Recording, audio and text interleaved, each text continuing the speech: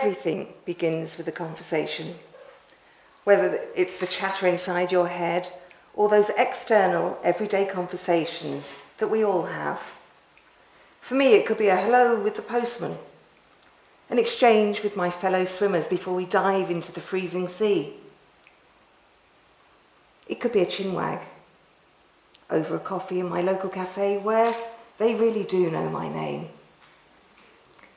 All of these encounters matter because they give me a sense of belonging, a sense of place. And the reason why all of these conversations, these exchanges matter is because they fulfill our fundamental need to connect. Our words matter. Language matters. We only have to look across to America or to the UK with Brexit. And you can see how easily words can unite and they can divide. Whether you've had to move countries or you've chosen to move countries out of choice or necessity, it can be a very alienating, very disconcerting experience. And I'm sure there are people in the audience tonight who have made that transition. So you imagine for a moment when everything that is familiar is gone, all of those landmarks that make you feel at home, your community has completely vanished, and you have to start again. Learning a language then can be a lifeline. A new language needn't be a barrier, but I see it more as a carrier into a new life of possibilities. And it's a little bit like a dance. You have to learn the steps, because if you imagine inside your head, you already have a data bank of knowledge, of images, of words in your own language. So learning a new language gives you extra steps. You just have to get them in the right sequence. Obviously, it's not as easy as that, but it's a process. Many years ago, I spent some time in France, and I won't tell you about all of the cultural blunders, the linguistic blunders. What I remember most about that time, 30 plus years later, it's astonishing how time flies, are the moments of connection, not the mistakes at all. In later years, when I came back to Dublin, that was another transition, and getting used to a different society, a different way of doing things. I did make one fundamental error. I assumed, coming from the teeming metropolis, my city, London, that the cultures would be the same. Never assume that. They are totally, totally different. I had many conversations with people in companies, individuals, and what I came to realise was that there's a big gap, disconnect if you like.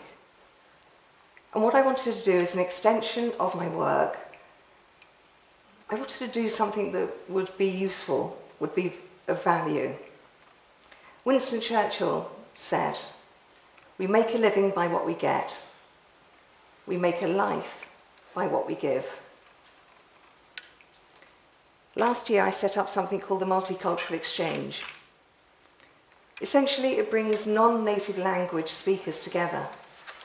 And we follow, if you like, an informal program of personal development combined with creative thinking, really looking at different needs within the group. And I have learned so much from them. In fact, it's probably the reason that I'm able to stand here now. And I'll share some of those insights with you. They're like courageous explorers, because quite often the mountains that they have to climb are really high, and there's so many obstacles in the way. And we have people of all different nationalities. And a few of them I'd like to talk to you about now. Alexandra, for her, connection is everything. Relationships. When she came to Ireland from Poland, she saw it as shedding an old skin and creating, if you like, a new one. But she knew how tough that outer skin was would determine how well she would do. She said the best form of self-development is to go and learn a new language and a new culture. Livia said living through another language made her re-examine her own culture, how things were done in Spain, different traditions. but also helped her integrate here. And the work that we're doing has helped her reshape her thinking, given a different focus. Adrian, he describes himself as an introvert, but in actual fact we've learnt differently because he's really, if you like, transformed into another type of person.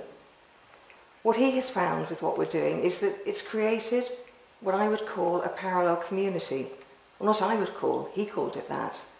Because it sits outside his family, outside his friends, outside the Romanian community. What it does is give him somewhere else where he can express himself freely, develop different ideas. And the other person I'd like to tell you about is Santiago. Santiago is a writer, and as you might imagine, a writer is very particular with their words.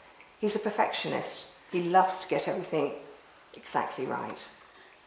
One day we had fairly lively discussion, a lot of free thinking, pretty high level stuff. Everyone was really chatting and really engaged. At the end of it, he turned and looked at me and he said, "I know what you're doing here." My heart began to pound and I was quite worried because sometimes things can get quite emotional. And he said, "All night I've been listening to what's been going on. I've contributed to the conversations here. I've understood everything." And then there was a deadly silence. And his face transformed. The biggest smile. And he said, "And I've been doing it in English." When you get those moments, for me, it makes my heart sing. You know that somebody has moved over and they're engaged in what they're doing. They're not thinking, but they're thinking in another language. They're just talking. They've got the steps of the dance really flowing. The multicultural exchange has 3 guiding principles: connection, collaboration, and confidence, because that's the ultimate destination. Connection, I think, is so important because no matter how much technology advances, there is always going to be a need for that connection, that human warmth, the kindness, the face-to-face interaction that we crave for. And yet it's funny because in this world, we're more and more connected through technology, but we're ever more disconnected. And what people want is engagement. Personally, I don't get it. The second guiding principle is the sharing of intellect and skills. I don't mention attitude because courageous explorers have it in abundance. And obviously then we come on to confidence. The final story I'd like to tell you is the story of Indian-born Ashok. He came from India in 1970. When his son was born in 1979, just 1% of the births registered were of ethnic origin. That figure rose to 17% the same year that his son, who was openly gay, or is openly gay, son of an immigrant, became Taoiseach. Ireland is changing, but I believe it's down to us. We have a collective responsibility to facilitate inclusion, to have those conversations, and this is why conversation matters. And we can do it one conversation at a time.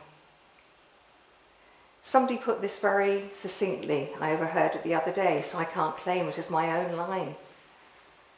But they said, "Don't just invite me to the party, invite me to dance." Thank you.